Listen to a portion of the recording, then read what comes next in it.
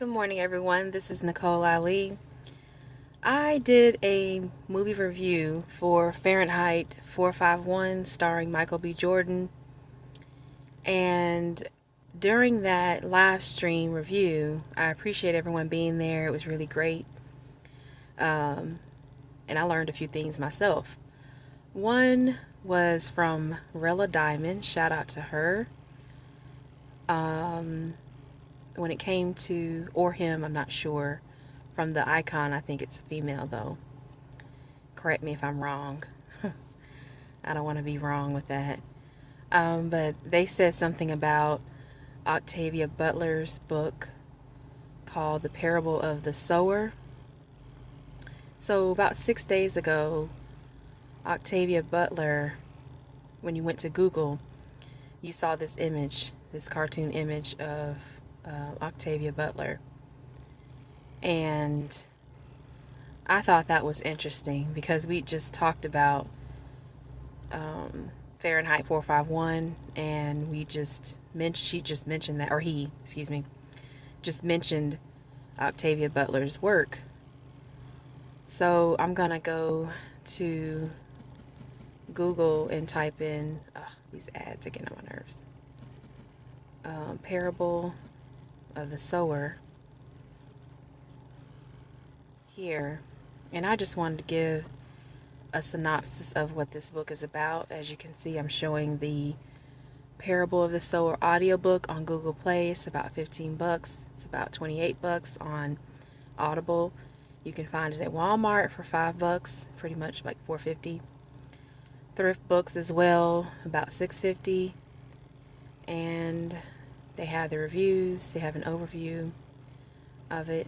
I'm going to go to Wikipedia. So it's a novel of science fiction, and it reminds me, when I hear of a black woman writing science fiction, it always reminds me of Sophia Stewart. And if you know, Sophia Stewart wrote the Matrix trilogy as well as Terminator trilogy, those books. And she had a lot of science fiction, but a lot of futurism, transhumanism in her stories. For instance, in the Matrix, there's transhumanism there because you're dealing with Morpheus, for instance, where he gives Neo the choice between the red and blue pill.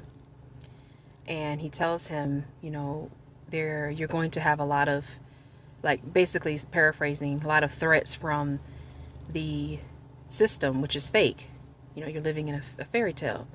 He gave him the choice of whether he wanted to continue living the fairy tale or if he wanted to live in real life and fight against the Matrix. He even had a transponder put into him that had to be removed. So that was showing an example of transhumanism. In Terminator, the Terminator itself is transhuman. It's an android that works as a killing machine to prevent John Connor from fighting in the war that will come, decades later. That particular android was created by a black man who was sacrificed in the movie. So similarly, Octavia Butler writes about science fiction as well.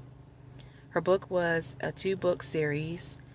It was published in 1993. So it's been published decades ago, but I think it's a good book to look into. For one reason, it's a dystopic movie. I like dystopic movies.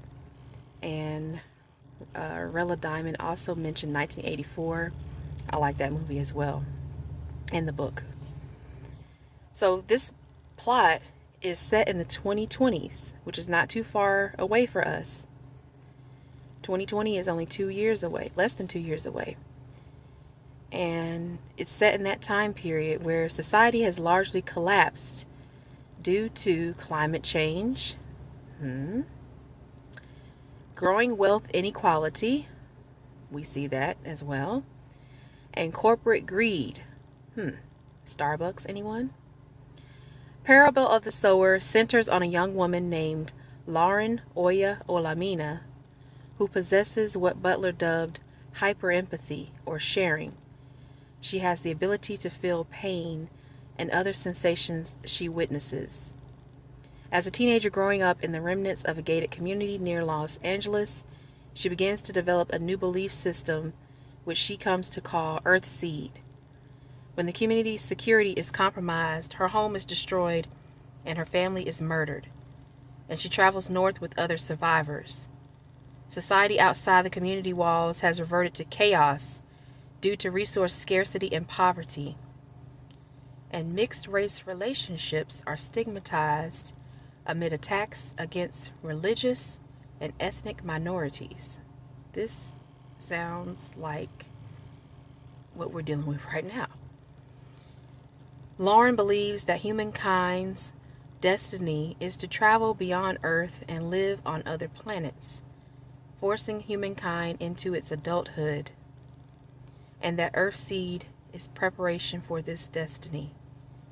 She gathers followers along her journey north and finds the first Earthseed community, Acorn, in Northern California. Very, very good synopsis. You might find some symbology with the term acorn and the IR relationships and social breakdown, wealth inequality. But it seems like it's a very interesting book to get into. I suggest it for you all. I'll also try my best to start reading it. And I'd like to start reading it next month because I want it to coincide with some of the heroic work written by Ajali called This Black. So I try to leave links to everything I mentioned in this video. If I forget anything, please post something that you see that I forgot in the comment section. I really appreciate that. That's it for me in this video. I hope it was somewhat enjoyable and not too boring for you. I'm just bringing it back to the images of the book itself. But that's all for me, you all. Have a good day, and I'll talk to you in the next video.